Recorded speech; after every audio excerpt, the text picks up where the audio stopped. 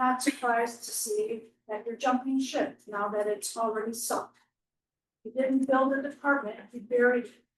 Now you're fleeing a crime scene. This department didn't collapse overnight, you decimated. You dismantled public trust, abandoned community safety, treated living beings like trash, sent out the back door to be rendered into byproducts. You deserve termination, not the dignity of early retirement. And I sincerely hope this action follows you out the door. Jasmine, don't get too comfortable. Most far behind. And he's already tied to a legacy proved in mismanagement.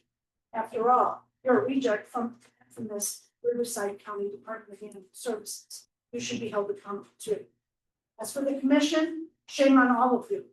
You were appointed to represent us, the public, not rubber stamp every failed policy from this director.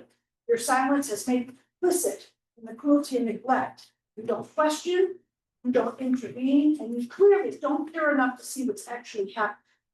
Dogs killed without sedation, not just neonates, but fully conscious, trembling, terrified dogs pleading for their lives. Some likely watched others die, killed so close together, their snouts slightly wrapped tightly with the leash. The horror.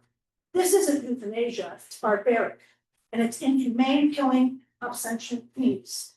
How many of you have even read the resolution that governs this commission? Most of you don't even qualify to sit here. You're not advising city council, you're enabling corruption because you have no idea what you're doing. And that disqualifies you, sir. You don't need to be an expert in animal law to walk your ward and talk to your constituents, but you haven't done that either. Those who come before you will have ignored and dismissed. That's a violation of your oath, if you ever even took it, and a violation of public trust. This isn't just mismanagement, it's willful negligence. It's inhumane and cruel, plain and simple, and it's a dereliction of your duty to the animals in our community. This isn't over. We're not going away, and none of you should be allowed to proudly ride this out. Every one of you should be held to account. And let's be clear, the last meeting was canceled due to improper notice. That's a violation of the Brown Act. Again, you can't stop us from showing up, Chris, and you should be decommissioned anyway. You're useless to our animals. Good riddance. And by the way, I called twice. Many calls went out yesterday to a dead female that had a puppy in a bag on the side of the road across the street from Amazon, and she's still there. If I had not found rescue for that puppy, it would have died. And that dog would have went to the facility as a DOA, which doesn't count in their goddamn statistics. Thank you very much. Yeah. Have a good one.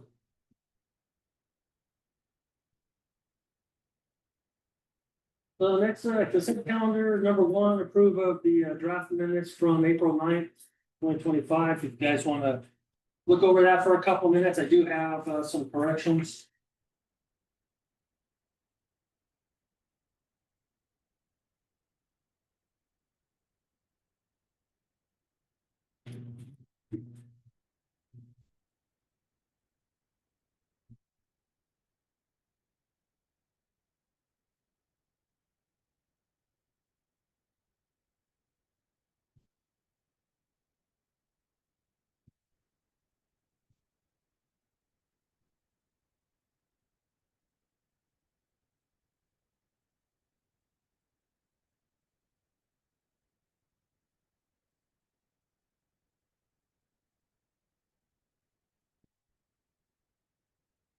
Go ahead and just bring up the corrections that I have.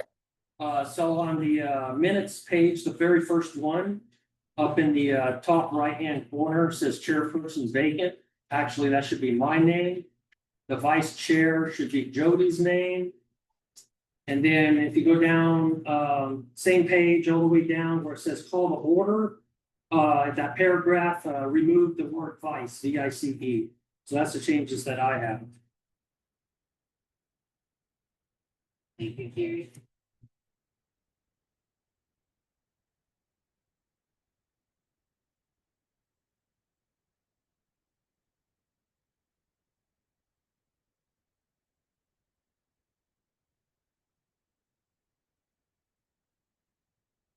If there's no other changes, if somebody wants to make a motion for approval with the changes.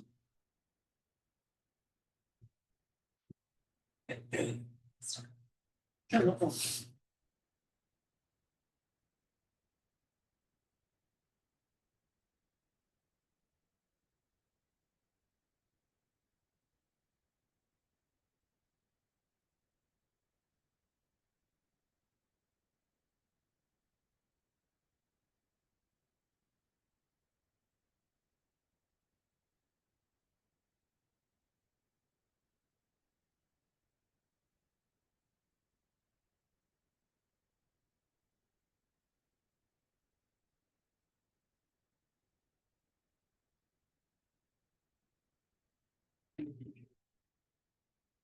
So the motion is to accept the minutes with the changes.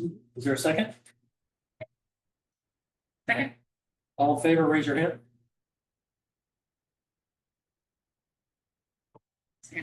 Alright. Motion passes unanimously. We'll go to the agenda, number 2, staff update on programs and services. And then the rest of the stuff, turn it over to Director Watt. All right, thank you, Chairperson, Blake. All right, so updating you on our programs and services. So right now we have 5 per diem veterinarians that are currently doing surgeries at the shelter.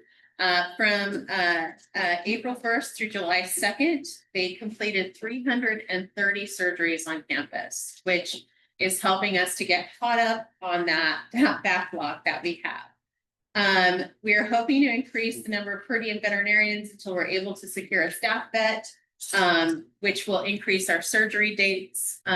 This week, the only day that we're not doing surgery ourselves on our bus is Thursday, and San Diego Humane will be on site doing surgery on that date. So we have a full set of surgeries, and one of our per diem vets is able to get through about 30 surgeries per day, and staff is running to keep up with her, which is awesome.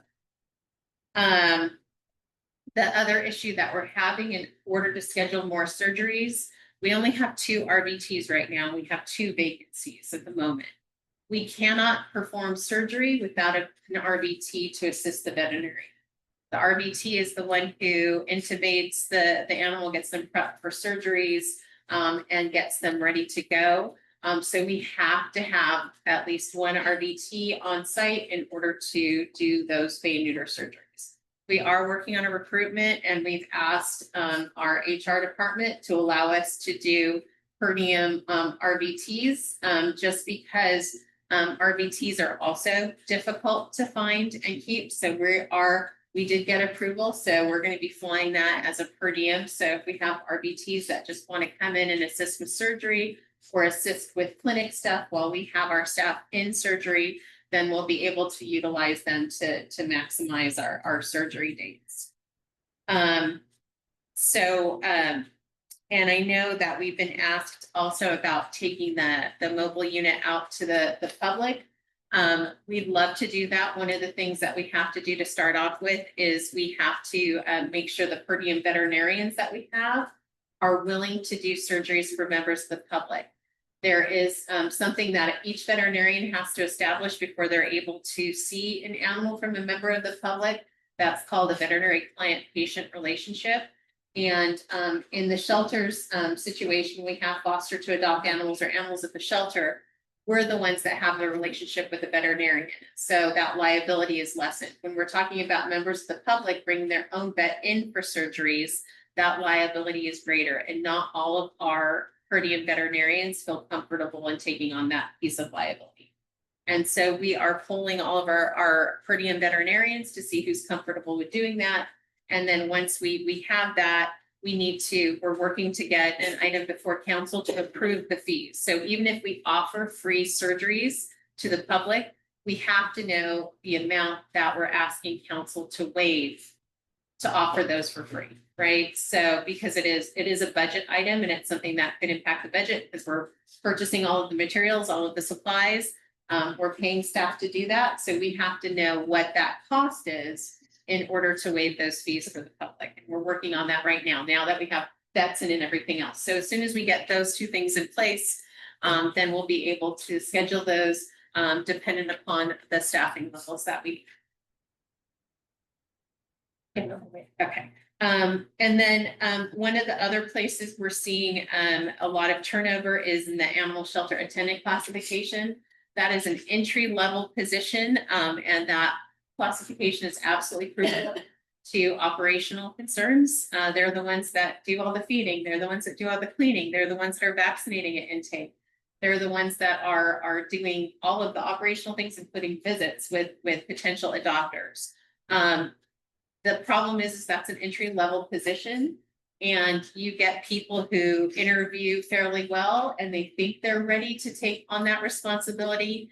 They get in, the work is hard, it's hot outside, and they decide that maybe that's not what they thought it was going to be, and they leave. Or we have several recently moved up to other vacant positions, so they've interviewed for and been moved into an animal control officer position, or have been moved into a customer service position. And so that position is one of those that we're seeing a lot of turnover.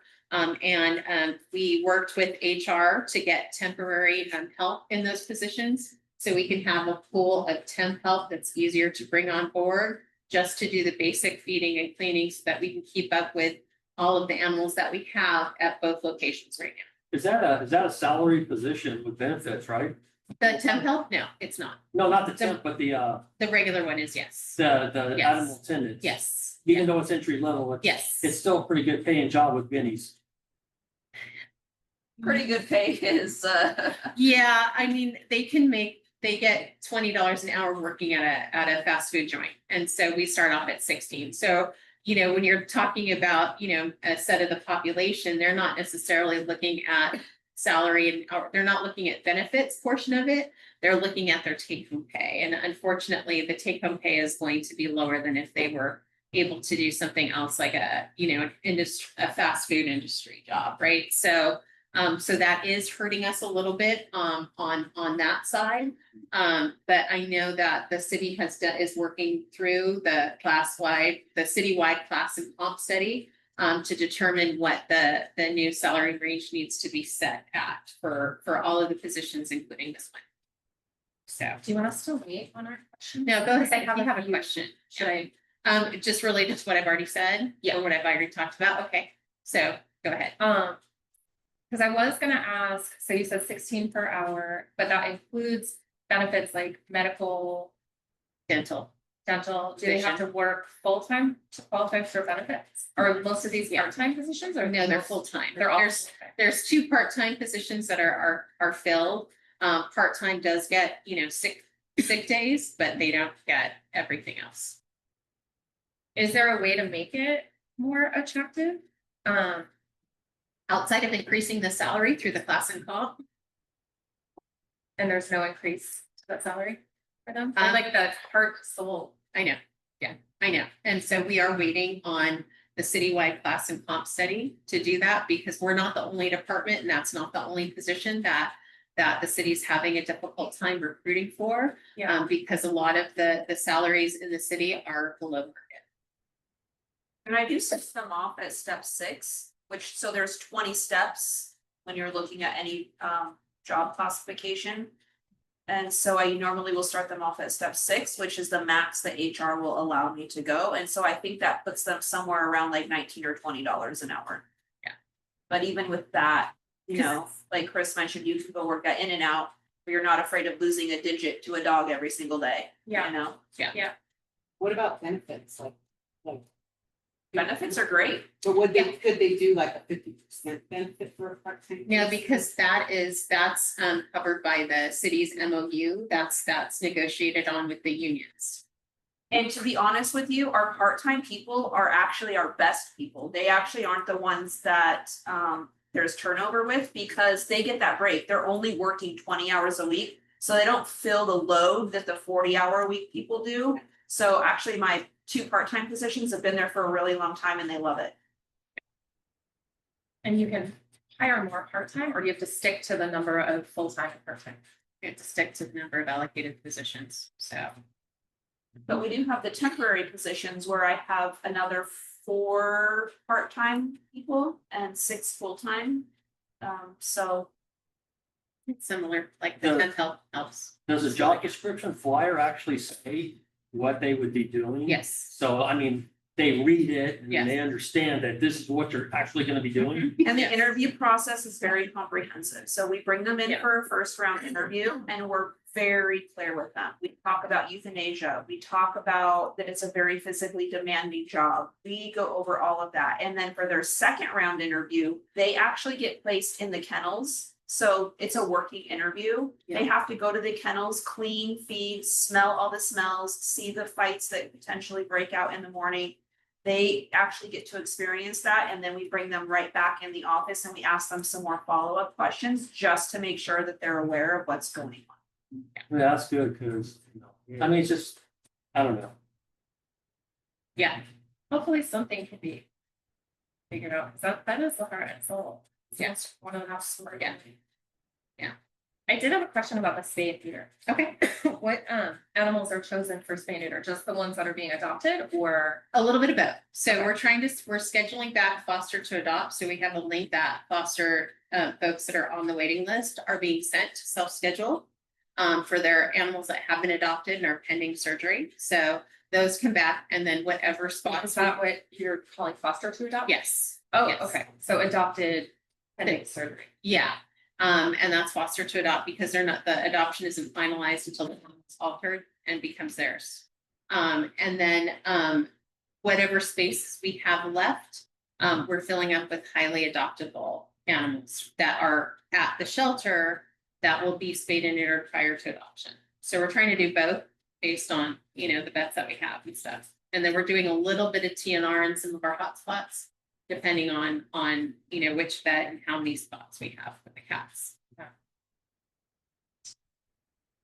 Do you have an operator room at the shelter, or are you just using the actual? We're using the truck right The now, truck? and I can address that later. Okay. Okay, so I'll move forward. So the positions that we have vacant right now with open recruitments are the RVTs I mentioned earlier. There's 2 of those. The senior animal services representative, which are operate as both lead shelter attendants and customer service front desk staff. This happens to be for the front desk, and I think we have 2 offers out on those already. We have our 3 We have our 3 picked, yeah, but we have 2 offers that have already been sent.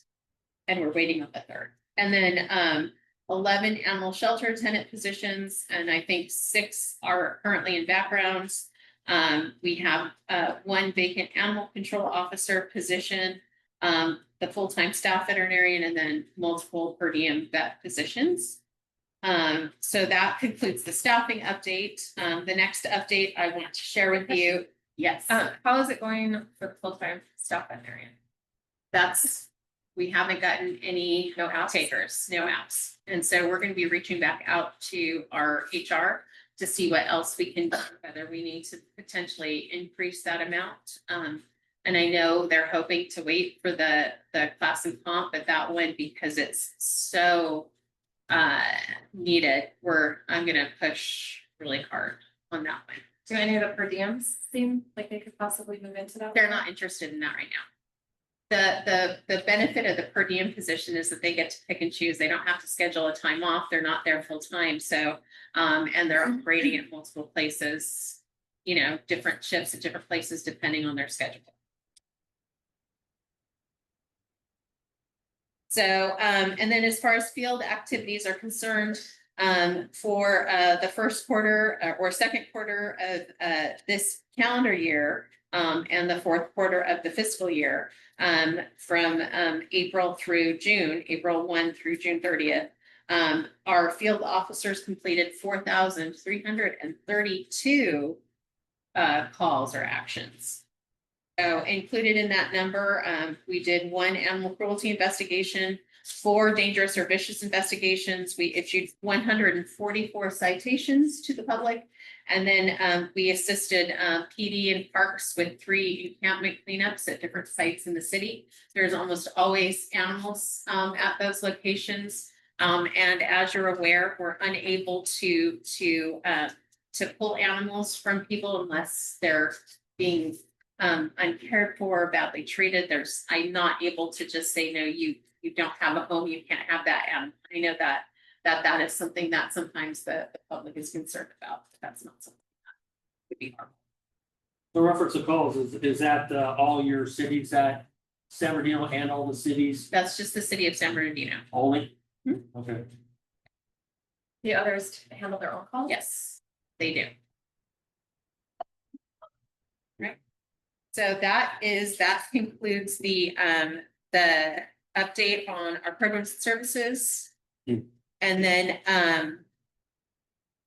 the distemper update is a verbal update. There's no paper that goes along with that because that's an ever evaluating circumstance. So we first were notified that Apple Valley had a distemper outbreak towards the end of April. We were keeping an eye out for distemper cases once that we knew that was coming. It's, distemper really likes wet, moist weather. And we knew that it was potentially in the community. So as soon as we had some upper respiratory that wasn't resolving, we did what's called a PCR test and found out that we had it. We acted quickly to reach out to UC Davis School of Veterinary Medicine. They assist shelters in the state with some of the issues that we have. And we're taking guidance from their veterinarians on how to handle the outbreak. We close the shelter as much as possible. We're an open intake shelter, so we're unable to say we're not going to take anything else. The dogs that you are bringing in, we're not taking. We have to continue to take animals in and try and figure out how we're going to house them so that they're not being contaminated by the animals that are sick. So we moved a lot of animals around and have been, we found some SNAP tests. And so those are kind of like, COVID, you go into the grocery store and you get one of those over-the-counter tests, right? They're not 100% accurate, but they might give you at least a sense of whether you have it or not. And you go to the doctor and then they do that PCR test. That's a lot more comprehensive. And so the SNAP tests are not accurate. We're finding they're probably accurate maybe 50 to 60% of the time, because when we do a PCR test, that tells us what infection it is and where they are in that infection. So on the PCR test results, we're able to tell the difference between a vaccine reaction and an actual infection with distemper. And so those animals that are positive, distemper is one of those diseases that it's the hardest disease that we have to deal with. One of the things is that a lot of animals are completely asymptomatic. They never show, kind of like COVID, right? You have a lot of people out there walking around that don't have any symptoms, but they're shedding the virus and infecting other people. Distemper in dogs is exactly the same. I could have 5 that are perfectly healthy, showing no symptoms at all, and they are infecting every other animal in that kennel. So we cannot necessarily rely on them showing any symptoms at all. And it could be months before symptoms break that once the infection hits. So it's really, really hard to get a hold of. And it is so easily spread because it's transmissible. So like dogs are barking, there's going to be droplets, respiratory droplets that when they're barking. And so it tends to spread like wildfire in a shelter. And once it starts, it's really hard to get a handle on. It's also difficult to treat. And once it gets to a certain stage, humane euthanasia is honestly, it's the most humane option for those animals once we know that infection has hit, it becomes neurologic. And so, I'm happy to say treatments even? Huh? Are there even any treatments? I know when we dealt with it, there was no treatment other than a very experimental, what it was called, so that didn't work, at least for our Yeah, and animals. so it's not always going to work. So what we did get some direction from UC Davis and other shelter vets was to pre-treat, to revaccinate, booster everything, and then pre-treat with antibiotics, kind of like an antibiotic Yeah. cocktail, to give the dogs a little extra protection against the distemper. And that's what we've been doing. But So there still is no. there's still there's no cure. There's no cure for it, right? There's treatments, but there's absolutely no cure. You know, parvo does have a cure, distemper does not. So, you know, we're doing as much as we can. I can tell you that we're going through a bunch of antibiotics, and when you have 300 dogs on campus and all of them are on antibiotics twice a day, it's a heavy lift for the entire team, but that's what we're doing. I'm happy to say that the last tests we did last week with the last kennel that had the vestiges, because we, when we worked with UC Davis, they connected us with the University of Wisconsin. PCR tests through our contract veterinarian are about $450 a piece. $450 a piece. There's no way that we can afford to do all 300 animals on campus for that dollar amount. So University of Wisconsin connected with UC Davis, and they were able to offer us a severely discounted rate for the PCR tests. We were able to do, vet staff came in on a Sunday and they did 127 tests one day. And so we sent those all off to get evaluated. So they were able to test entire kennels. And then we set the dogs that came back positive on a deadline, and any dogs that were with them exposed, and also on a deadline to pull, so that we could get it completely out of the shelter. Are rescues pulling distemper positive? Hit or miss. So, and then the last tests that we did last week, both came back negative. And so we have one that was already adopted and left that we did a test on. That one was positive, but the ones that were at the shelter came back negative. So we're hoping, we're going to continue to keep an eye on it and test regularly. But we're hoping that we're, at least now that it's a little, you know, I know it was cold this week and a little moist, but now that we're getting into the hotter, drier time of the year, we're hoping that we can nip it in the bud and move past. So, any other questions on the distemper front? I understand there might be a distemper serum. And it might not be widely available. I know. Yeah, I know when like the parvo serum and stuff first came, like, there are some antibodies that they use, but it's not necessarily widely available. And even with the parvo, the way that it's given, you have to have a veterinarian on site in order to administer the parvo medications, because it's done like through IV. And without a veterinarian, we can't do like sub-Q fluids, we can't do IVs and things like that. So that again makes it difficult for us to treat with some of those things. Any other additional questions on the distemper? All right, okay. So the next update I have for you guys, I am going to skip over the, I'm gonna do, let's see this. Go to page, we're gonna go to the statistics. So if you go to the back of the packet. So, as usual, the first one I have is April 1st through April 30th. So we're looking at each month. As you can see, like April, we were really strong. Our combined save rate for dogs and cats was at 87%. May was when we first started seeing some distemper cases. So you're going to see our save rate dip, especially for dogs. The combined save rate went down to 81%, and the dogs, especially the adult dogs, were hit pretty hard. And then for June, you see us go back up as we're getting through the crisis and handling it. We're back up to a 91% save rate for adult dogs and puppies. And then it's 85% combined save rate for both dogs and cats. Why do you think the adult cat euthanasia rate or save rate is so lower? Adult cat? Yeah, am I reading that right? Yes. Yeah. Well, because we only take sick or injured adult cats, six sick, injured, or abandoned adult cats. And so that subset of the population is already at risk of euthanasia, depending on how sick they are. And so, you know, because we're not taking in any healthy ones to offset the numbers that we're having to euthanize or are dying in care, that number is going to be a little lower. Did you say sick, injured, or abandoned? Or Yes. abandoned, sick? Abandoned, sick, well, all, you know, they have to be, it's You one or do the other take in usually. We health- do take in abandoned, healthy healthy abandoned? abandoned cats, yes. Yes, Thinking? No, we do, yeah, okay. yeah, because the issue with cats is that if they're relying on a human to feed them, then you know, they may not know where the food sources are otherwise. If they're feral, it's a completely different situation. But even if they're feral, if somebody traps them and moves them away from their home base, they're not going to make it.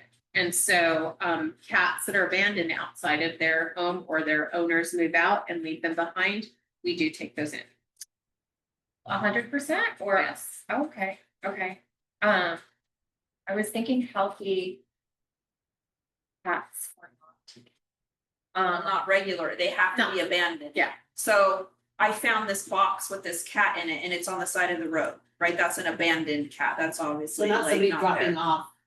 Right, Okay. right. Where did you find it? Oh, it's been running around my community for the last month. Okay, that's a community cat. Take it back. Oh, I see. Yeah. But, or the Is that owner abandoned? passed away and the owner was the sole caregiver for that cat. Nobody else is gonna step in to take care of that cat because the owner is deceased, so we would have to take it. So that would be considered abandoned. So as people call in, Mhm. they are not told we're closed, we can't take your animal. Yeah, no, and they're gonna tell them, like, they're gonna ask questions like, you have a stray dog, or you have, you know, they're gonna ask questions about the cat, like, how long have you seen the cat in the area? Is it sick or injured, or is it like, you know, they say, hey, it's my neighbor's cat, they moved out a month ago and it's, you know, it's hanging around, okay, you know.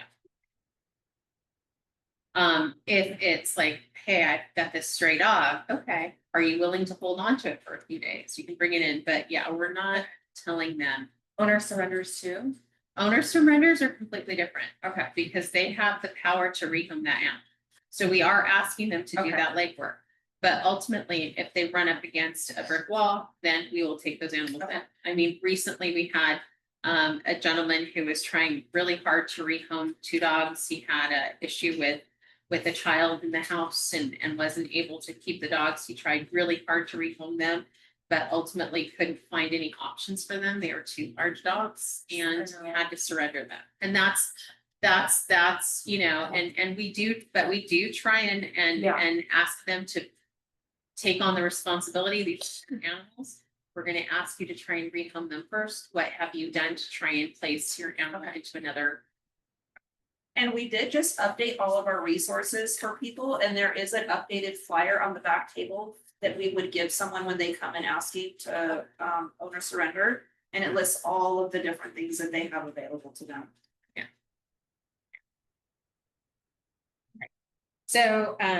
So then the next statistics that you're going to see is the first part of 2025. And so the dog save rate is about 86%, and then the cat save rate is a little lower, but the combined save rate is 81% so far for the first 6 months of this year.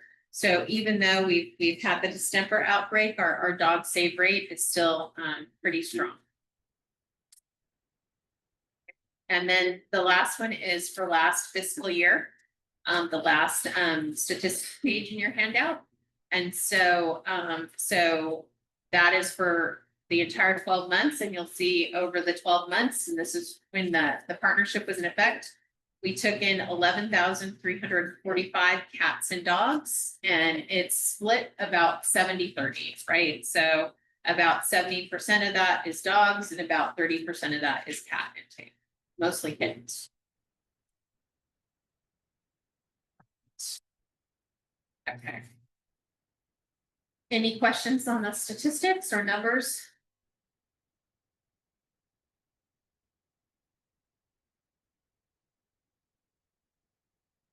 Where did you get your, the 11, what did you say, 11,000? It's on the last page of the statistics in the handout.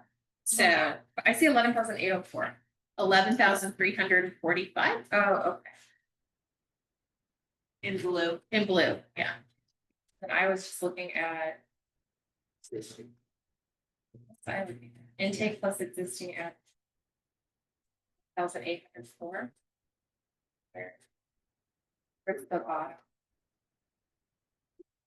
Yes.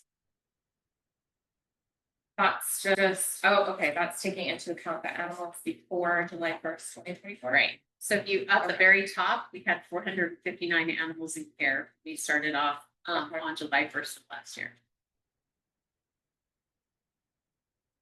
And that's where the data always gets. Yes. Yeah.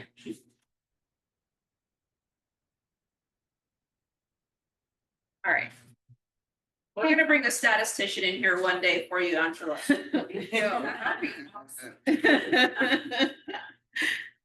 But in my defense, Yeah. each calculation, if you go to the website and you take a look at each calculation, they all have their pros and cons. Like Yeah.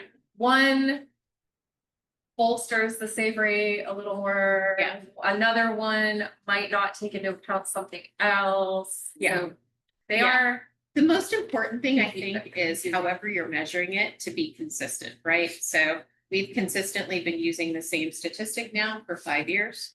And so we can see where we're improving and where, we need to make maybe some adjustments. And I think that's more than anything else. I mean, yes, this is the industry standard measurement, and that's what they're utilizing.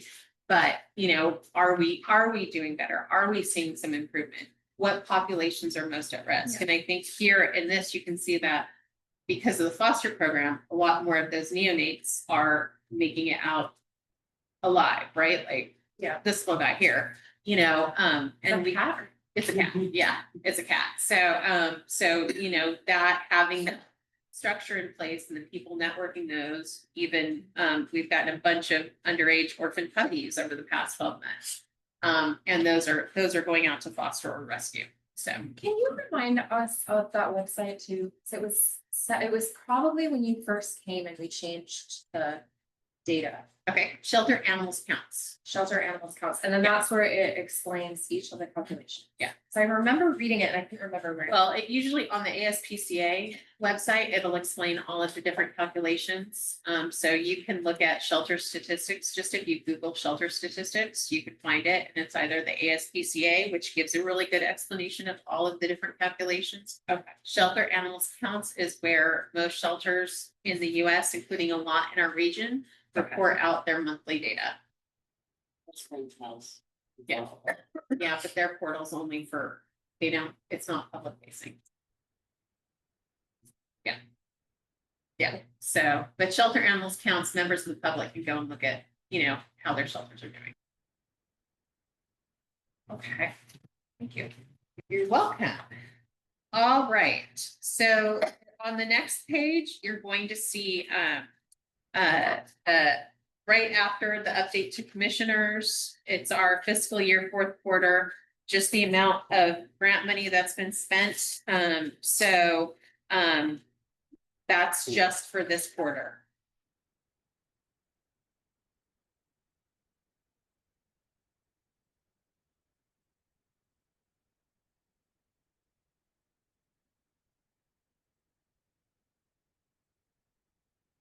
Do you have any San Manuel grant money left? Or? We have a little bit, and I am waiting on clarification from them to see if we can use it for vouchers. And so I'm waiting on them to tell me. And so I'm hoping that it's not a whole lot, but we're hoping that we can utilize whatever we have left in there for the voucher program, because that was really successful.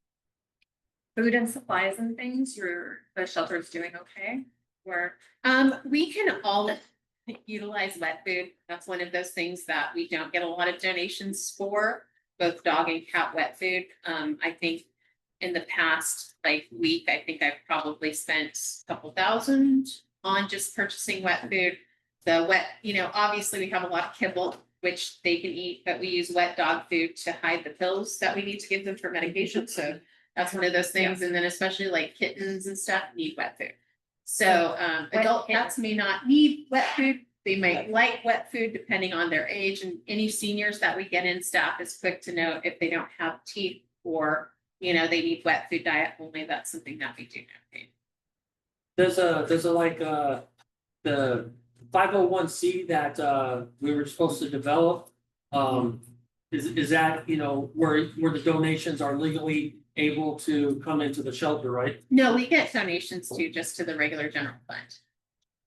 And if people are donating goods, we take those as well. We don't need that to go to the 501c3. That could be donated directly to the shelter. Okay, because I know when PD. Yeah. Was in charge, they were like strictly, no, we can't Yeah. do it because it interfered, because it looked like a bribe, because they were in charge and Yeah, stuff. well, yeah, no, we're not worried about that. A lot of shelters ask for donations and we take them freely. What So- about do you have a current Amazon? Yes, we do. We do have an Amazon wish list and it's at SBC Pets. We have the link on our website, so if people want to pick anything that's on there, they can donate that. Otherwise, any kind of, you know, ground pate, wet food for dogs and, you know, cat kitten food is graciously accepted. We do not eat cat litter. So that's one area where we're good. So like we're.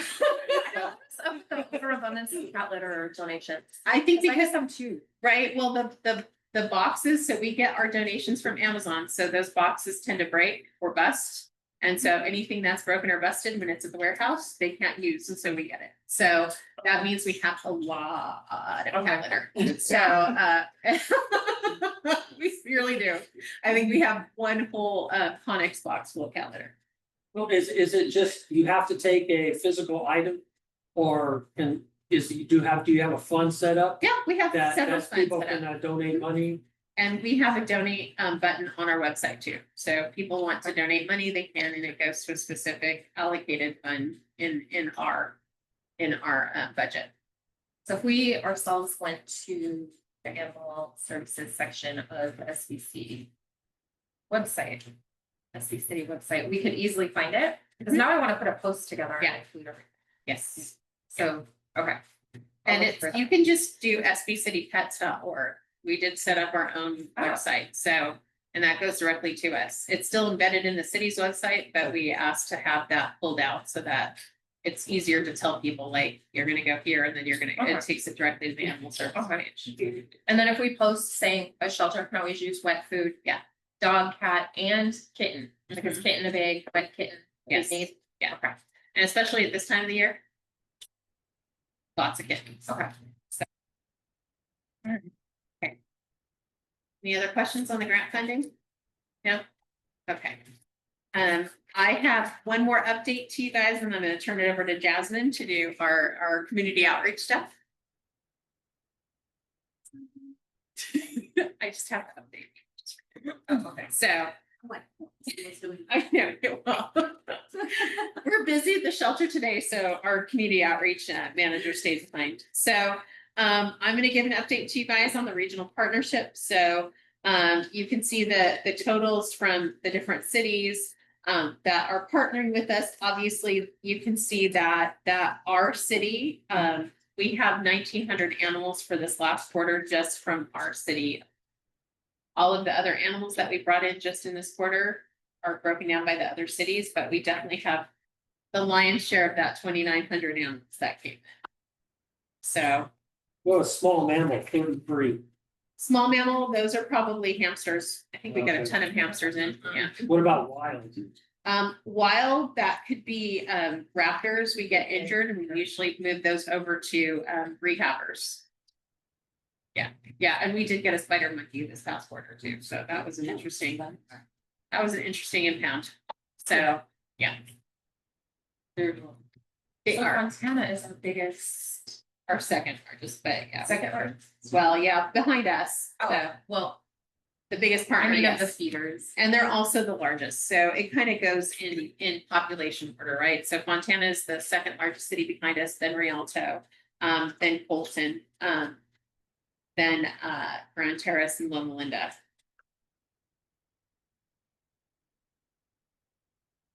Okay.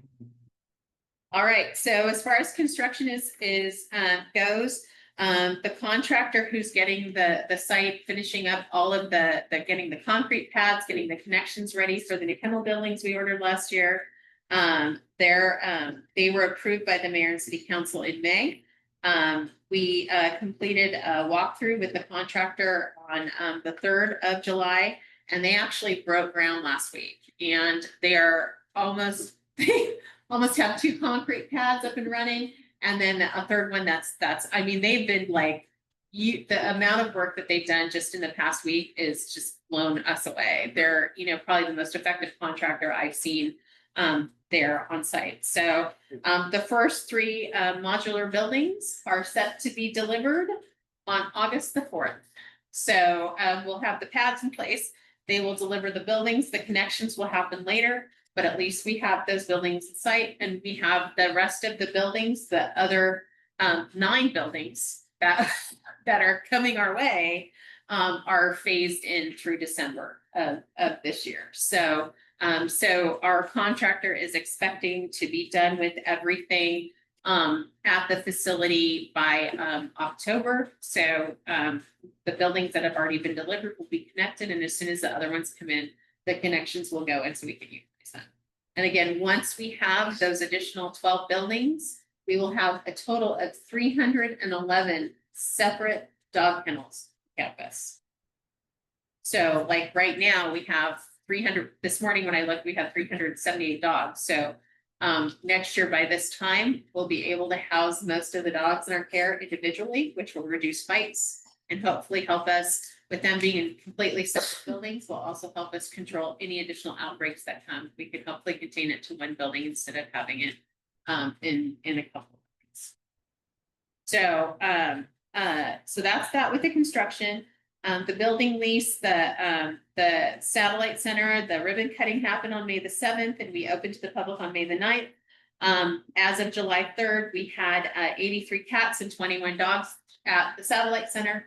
I was over there on Monday. We now have over 100 cats there and a handful of dogs. What we have found out is that certain dogs do not do well over there. So we've kind of shifted to housing seniors, small dogs, more kind of like quiet dogs, young, rambunctious. Big dogs are not good at the satellite center. So and we found that out the hard way when we come or little baby puppies. Well, actually growing puppies that want to poop over. Yeah, puppies that are in being nursed by mom and are in a little pool and aren't mobile, they're great. As soon as they're up running around and defecating on their own, you don't want them in a large space where they have food, right?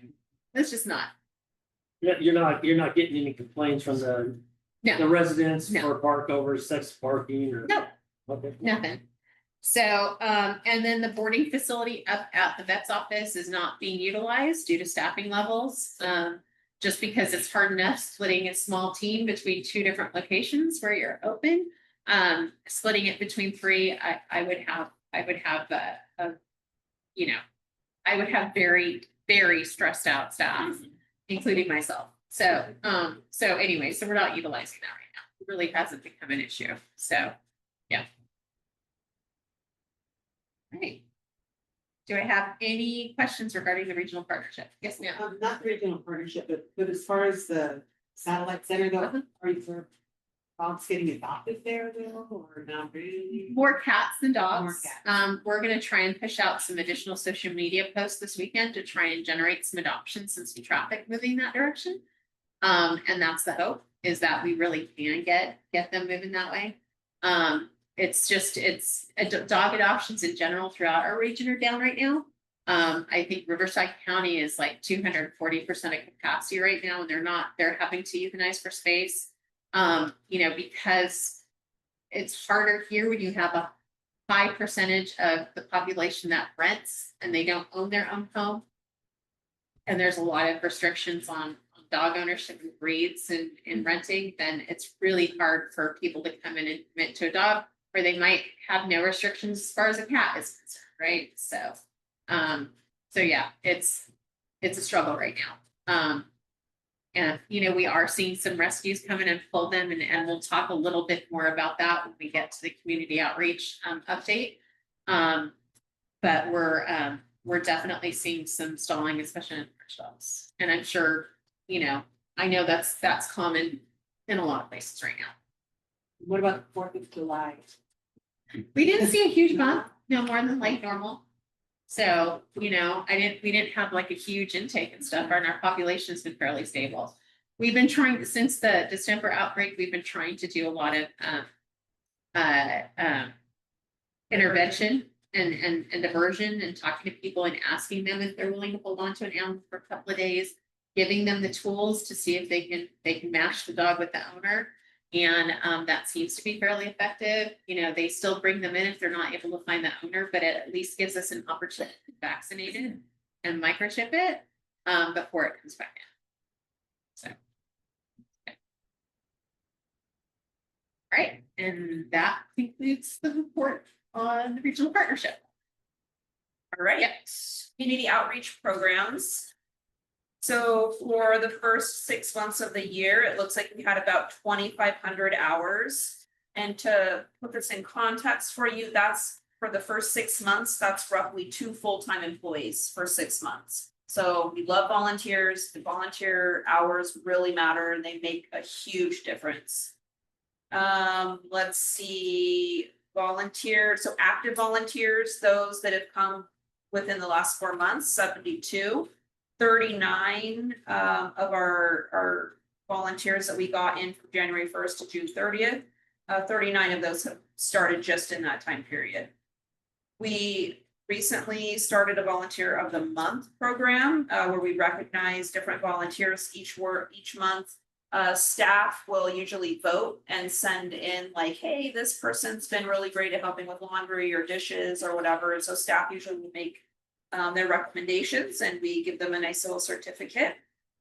We had a volunteer appreciation luncheon on April 19th, which I believe we had pizza and snacks and food, and it was a really great way to kind of recognize the volunteers that we do have coming into the shelter. We have done 2 trial runs for Doggy Day Out. And if you don't remember, I think Leslie may have talked about this the last time, but what this is going to be is we'll have backpacks that are going to be ready to go. So you grab a backpack, it has a little adopt me, like a bandana. It's got your leashes, treats, anything that you would need to potentially network a dog while you take it out. And so I'm super excited to do this because I'm a huge hiker. And so I'm excited to go in and just grab a dog, grab a backpack, and take it out on a hike and, you know, get some exposure, get some pictures for it and network it. So as soon as we are clear on this distemper, we're going to be really launching that and pushing that out. Is that for general public, or is that for Yeah. volunteers and general? No, anyone can do it. Okay. So you can come in. You're planning a hike for the day, you want to just grab someone to tag along with you, come in and we'll get you matched up with a great dog and grab your bag, and I think there's a quick little online waiver that you'll sign and you're good to go. Bring them back or Is there not. a certain area? Yeah. Is there a certain area for the hiking or of the No, choice? no. Their Take choice. Person's choice. You can Yeah. take them to a park, you could take them, you know, wherever you want, you know, go walk downtown or wherever. Yeah, and this is common throughout a lot of different places. I know Maui Humane Society in particular has a pretty successful program, and people are there on vacation, and sometimes they find a match and, you know, take the dog out to the beach for the day or whatever. And so it helps even if they don't keep the dog. When it's showing on their social media pages, a lot of time they're you know, putting it out on their Instagram pages or wherever they're active. And somebody who's looking for a dog like that, you know, can see, okay, oh yeah, I need a hiking buddy. I'm gonna go there and get Fred, you know, so yeah. So excited about that. And then we've been doing some enrichment at the satellite center, and this is where we can use things like the Kongs. We can always use peanut butter, yogurt, green beans, anything that we can make little enrichment for them. is great. And so this ties into that Amazon wish list, Angela. I don't know, I know that there's Kongs on there and we can always add in things like peanut butter and Yeah. stuff. We could throw that on there if Yeah. it's not. But, and then once we do get all of the new kennels and they are, kenneled alone, we can actually start doing enrichment at our shelter. Yeah. We can't do it until they're actually. And I do want to dispel something. So one of the concerns from the community is how much we're feeding the dogs. And for most dogs, we're leaving bowls full of food all day long. If we can, but staff is separating dogs and especially in quarantine or in the puppy building where dogs are housed by themselves. We're refilling bowls and stuff throughout the day. And so the dogs do have enough to eat. That is not an issue with the fights. The fights are primarily due to the number of dogs that we are housing in a kennel right now. We have 4 to 5 dogs per kennel. They tend to get agitated when it's hot outside. Things, they get agitated and they may not get along, or you may I can't look at that dog's face anymore. I'm gonna and so it happens. It's unfortunate, but we do our best to mitigate it. But this will help us be able to give them the treats and stuff that they need to keep them calm. And that is it for community outreach update. Oh, sorry. Sorry, I was not, I sprang it on her last minute. Yeah, I didn't do that one. okay, we currently have 227 animals in the foster program. The department has successfully adopted out 468 animals through the foster program during the first 6 months of the year, which that's great. As far as our rescue program goes, total new rescue partners who have pulled animals, 38. Total animals pulled by rescues, 1,821. And there's a breakdown there for you between dogs and cats. In June, we asked our rescue partners for help with our cats. Our current rescue partners reached out to our I think this is coordinators. Yeah. Our rescue coordinators reached out to new partners, and we had one rescue pull 28 cats in one day. In the 2 weeks following our request, our rescue partners pulled 77 cats. In the month of June, we had a total of 133 cats pulled, a marked improvement from last year where we had 55 cats pulled in the month of June. Yeah, that's awesome because that will really help that life release rate for our cats go up. Yeah. And one comment I want to make on rescue partners really quickly, because I think there's a misconception out there. And so when we're talking about rescue partners, those are what is known through the IRS as a 501c3 nonprofit, right? So if you have money, file paperwork, you can get your 501c3 status. It doesn't mean that you've rescued dogs before. It doesn't mean that you have a lot of experience in this industry. It also doesn't, there is no requirement to follow certain guidelines or rules if you are a nonprofit. And so one of the other things on the other side of that, state law requires municipal shelters or shelters with an open government contract. If a 501c3 nonprofit asks to pull a dog that's pending or cat that's pending euthanasia, we have to release it to them. It doesn't say if that nonprofit is licensed in the state of California. It doesn't say that that nonprofit has to be registered with the state attorney general. They only have to be registered with the state attorney general if they're collecting funds in the state. But they do not have to be a California rescue. They can be a nonprofit from Florida. Our staff takes the applications and we do our best to do backgrounds, but that doesn't mean that we're going to catch the bad actors out there. And I will tell you that by the time, we keep an eye on some of those rescues where we have questions on them and big question marks, but ultimately state law requires us to release the animals to them if they're asking for them. And the only other outcome is euthanasia. And so I think I want to make sure that that's clear, because a lot of people are like, why are you working with this rescue? It's like, okay, if you know something and you have a fact about that rescue, or you have something that we can research and find out then we can restrict them from pulling animals from us, right? So as soon as we find that there's a cruelty investigation or they're out of compliance with their local animal control, we can say, no, we're not gonna release an animal to you. And we're within our rights to do that. But outside of that, we have to release those dogs. That's the way the law is written. And I get it, like, we have the same misgivings if we have a rescue partner that we're, we have some concerns, but it's not anything that we can identify. We can ask them to send in the sterility certificates and the proof of vet care for the animal. But that's about it. So, we're doing our best on the front end, but there's only so much that we're able to do. And we do have a lot of rescues that are now coming in from out of state that are unknown for us. And there's limited things that we can do to verify them before those animals leave them. And so I just need to make sure everybody knows that. I just have, this is something that came on my feed. Yeah. On Facebook, and I think it was our shelter, but I can't recall who we posted it or what. Yeah. It was a German Shepherd Uh-huh. that the person was like all dramatic, we killed again and had rescue backing. Does that even sound familiar? That is something a little bit different. I know that we have networkers that are trying So to maybe it was a network network. animals. They probably had, they were hoping to have a rescue, but without a rescue commitment, there are some dogs that we're not gonna release. And some of the dogs, we will extend if the animal is medically stable. We have the space to do so, but only for so long. Sometimes we get asked for extensions. Well, can't you just hold it for 2 weeks? No. Yeah, I didn't really, it kind of came in and Yeah. it wasn't really specific. Yeah. Yeah. So, and we do get that where it's, networkers saying, I think I have a rescue that's gonna email, but without an actual rescue commitment, because we have probably about 15 or 20 networkers, 2 of which live in the UK. And are like saying, well, you need to pull this dog.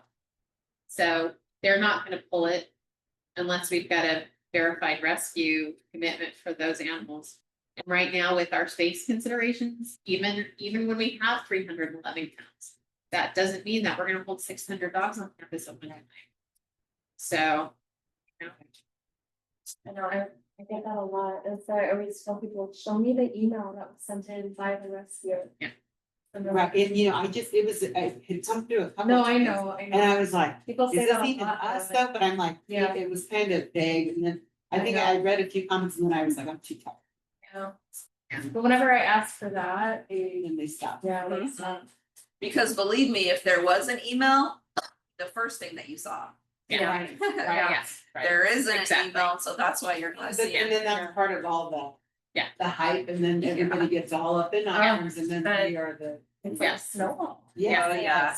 Yeah. Oh, yeah. Well, it's like, you have these people, these networkers, well, we have like 1,600 pledges for this dog, so you need to hold it. What rescue is it taking? Right? And those legitimate rescues who are responsible will make sure they have a place for that animal before they. It's not always about the pledges. Yeah. It's about whether you have the capacity with your fosters and the ability to care for that animal that needs to be cared for, and fosters that know how to handle an animal that's got behavioral challenges, right? So, just because these networkers are going online and there's like 50 people online that are saying they'll give $5 to the rescue that pulls it, that's not a commitment. That's a maybe. Whole separate right, thing. right. Maybe, but there's no actual rescue behind it, so. And how could, like, if there's a way we could get that out to. So they're not. Yeah. Yeah, Losing their minds and yelling at us in the Yeah. street, you know what I mean? yeah, absolutely. You can do, like, what I would say is like, because I can't necessarily like give emails right away, but you can do a PRA. And once you get those documents, feel free to post it out there. That's the way around that. We can respond to them, and we often do. But of course, they're not gonna respond to our email, letting them know what happened. And I've even seen things like last week specifically, there was a dog that they were upset that we euthanized, and they were alleging that we got no medical treatment for it. And on the bottom of the email were the medical notes and the records from the vet. So, From the kennel card? yeah. Ah, misinformation. It's so hard to try to. It's like you're treading water, you're never gonna be able to keep Yeah, up. right, And so I think the important thing is, one, we're letting you guys know some of those challenges, and I usually do let other people know about the challenges, because we do get emails asking, why did you release that animal to that rescue? Well, because do you have any proof about what you're saying? Do you have any place I can call? Do you have a follow-up number? Do you have an investigation number? Well, no, I heard through so-and-so who told me through so-and-so, and I'm like, then. Yeah. So, yeah. Yeah, and it's always nice when you see your people on social media. Oh, You're being well, attacked we have for- like a- yeah. You have a I'm big like- arrow on your Yeah. head and your picture Yeah. from people. Yeah. That's, yeah. Yeah. Well, we appreciate you guys Yes. sitting on our We commission do. because we know that this We is know it's a not an challenge. easy field to be in, for sure. Yeah, there was a luncheon, mayoral appointee luncheon for Yeah. her commissioners. And they do not deal with the online attacks at all. Cause I started telling a little bit about what, some of us go through, and they were like, Welcome to. that doesn't happen to the arts and historical preservation. Right? I know. Yeah. Can you imagine? Right? Yeah. It's the same thing with us. Nobody's ever angry at parks. Like, Like, what is HR getting called out about anything, you know? Just, yeah. I'll let her finish on the community outreach portion. Any other questions on the rescue? Sorry. Okay, sorry. Yeah. Okay, and we have attended 16 outreach events, 8 adoption events, and 13 career day events, which is awesome. We continue our pet food pantry and outreach distribution when we're at these events. So between the pet food pantry and when we're going out to the outreach events, adoption events, we've given out the following dog food. We've gone through. Oh, I see. There's Ziploc bags of dog food also. So we break down, or if a bag is broken, we'll break it down into gallon Ziploc bags. So we've given out 90 of those. I guess 3-pound bags, 200. The small We ones, should, yeah. yeah, we should. Yeah. we change that. Yeah. Cat food, microchips, 112. Dog vaccines, 213. Cat vaccines, 56. Cat litter, 285. I probably should have That should be the included number one Ontario. thing on there.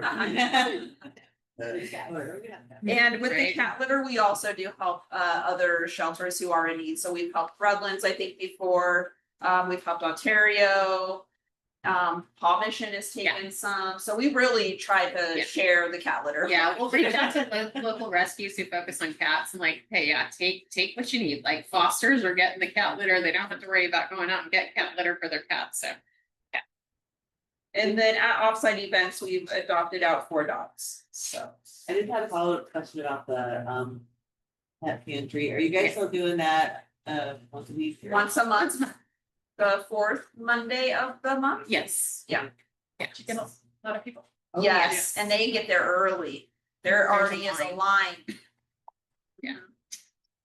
Yeah, and we've been trying to, we used to go ahead and take them whenever they walked in, but we're really trying to focus now unless it's an emergency, asking them to come back on the pet food pantry.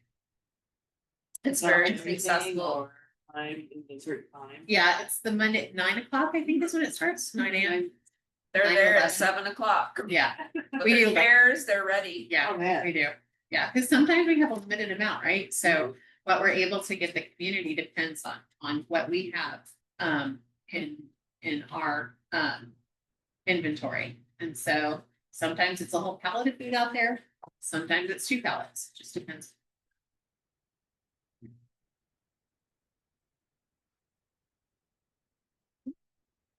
And now that is it.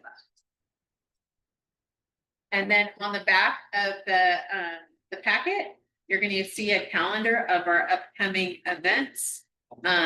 We have it set by month, so there's the July and August and September. So we're booked out pretty far. So what you'll see, the helpers outreach, that's where our staff goes out with the homeless division to different locations. Sometimes it's a motel, sometimes it's a park. and we're offering vaccines, microchips, and food at those events.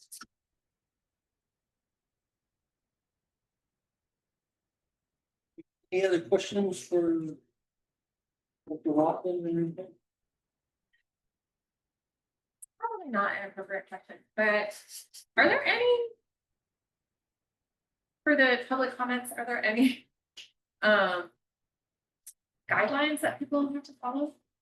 As long as they're not, there's no threats and they're not using profanity, then they have their right to say what's on their mind.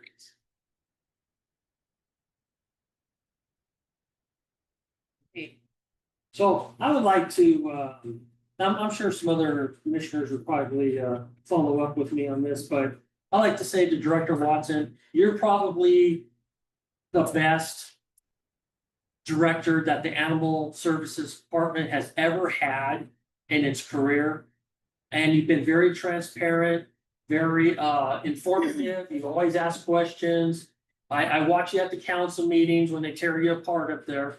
And you were willing to go out to as many neighborhood watch program or neighborhood watch places as possible. You always responded to emails, and stuff like that. So from me, you're probably one of the top, if not the top director that this Animal Services has ever had in the career that this place has been around since like 1962. When a friend of mine who was a police officer actually was the first director.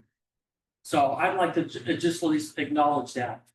We're gonna miss you, I'm sure you're gonna be going somewhere else, but. Well, thank you. I appreciate it. And it's been my pleasure to serve this community. I love this department and I love the people here. I'm actually going to be leaving to take care of a family member, so I'm not going to go anywhere else. And I'm here to support Jasmine and the team. And so you guys have any follow-up questions. I live locally, so I'll be able to assist. This is the last meeting with you? Okay, I didn't realize that. She's Okay. retiring at the end Well, I know of she's August. retiring, but I didn't realize we would never have any other, you weren't gonna preside over other meetings. Yeah, this is the last meeting we'll be at. And you're not gonna pursue anything else? Not right now. No. I will be helping set my elderly mother, just because she needs some Is she assistance right now. local? Huh? Is she local? Yes, Oh, yeah, she's local. So family is the most important thing, and I am stepping away to do that. I don't have another position that I'm jumping into. If you're like, of course, you better stop right there. Right, but I hope to help, support you guys and the team still. I have full faith in Jasmine and the rest of the group that we've built and you guys with your leadership and stuff. To help her and Natalie and everybody else moving forward. But the work is going to continue. We have, staff in some really good positions. Our rescue coordinators are really moving forward with that program and really trying to move the needle. We need the vet side of things we have a staffing issue, which is always going to be an issue in our industry. But I know that when the mayor and city council support this program and the direction it's heading, and I know you guys support it, and the vast majority of people in this community see the changes and the things that are being done to help support you guys. We do our best. It's rough right now everywhere, but we're doing the best that we can. And again, your mayor and city council is very supportive of the program. Anyone who's been here for a while, it has never been like this. You started a lot of programs, and you answer our questions. very good. And then just all the information in the packets and stuff. Yeah, A lot of this was your stuff. You wanted all the statistics and, you guys accompanied that. a long way. I just wish that other people on the outside were here longer and could have seen the growth. When I hear people that are newer to rescue, not realizing how far we've come. And the crisis right now. I Yeah. mean, we can talk about it. It's a crisis. I Yeah. think animal welfare It's especially. nationwide. It is, and yeah, especially in Southern California, we are all in crisis. Every single shelter, every single rescue, and everybody that I know of in this industry is struggling right now. Because of the number of animals coming in, some of the constraints that are particular to Southern California. And the vet shortage, it's, you know, it's a perfect storm. And people who get involved in animal welfare do it because they care and they want to be here, right? That's, you know, we want to find them all homes that we want to make the community safe. That's why we do this. And you know, you work through those challenging times. So yeah, so I'll still be there. I promise I'll volunteer. And I'll help. Go back and that area. I know it's first, Gary. Right? I don't know if I want to like pull $400,000 out of my pocket, go back to school. So It will come Yeah. one day. yeah. Well, thank you. Thank you very much. So one more thing is, so when you do leave and the position becomes available, if any of your staff decide they want to pop into that position, I'm personally gonna get a hold of my boss and put in a good word. Thank you. Okay, so I'm gonna throw that out there. Thank you. Well, Jasmine will be appointed as acting, and then they will be opening up a recruitment.